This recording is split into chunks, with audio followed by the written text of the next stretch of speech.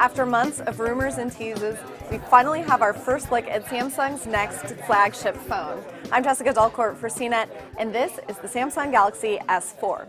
Now, it looks very similar to the Samsung Galaxy S3 that came before it. It has the same rounded shoulder design. However, it is different. It is thinner, just a little bit. It's a little bit lighter, and the back is also straighter. Comes in two colors, this frosty white color, and it will also come in a black shade for now.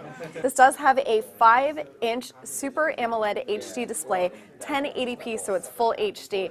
It runs Android 2.2 Jelly Bean, that is the most recent version. Has Samsung's Touch Wiz interface on top of that as well. Samsung has added a lot more gestures and features onto this phone.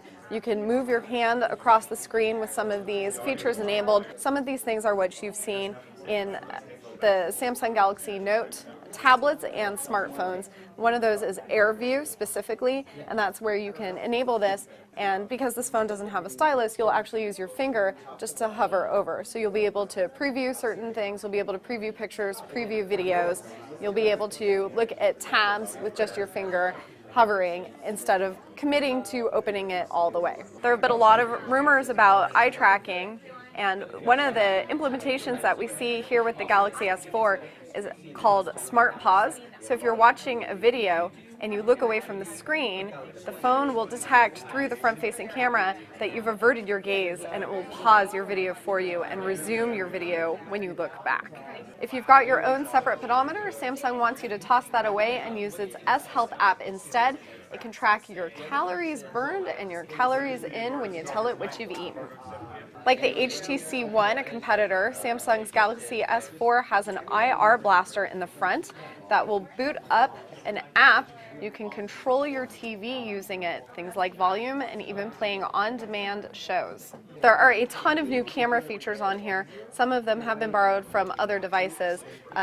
There's just a bit of a difference in the interface, so it's much more visual. There are also more modes on here as well. It will support LTE, and wireless charging, we hear, depends on the different market requirements. So I take that as a soft yes. Battery is 2,600 milliamp hours.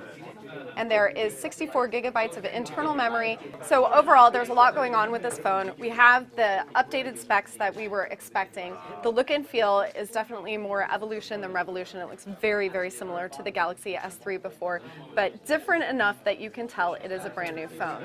So stick with us, we'll have much more to come. I'm Jessica Dalcourt from CNET. This is the Samsung Galaxy S4.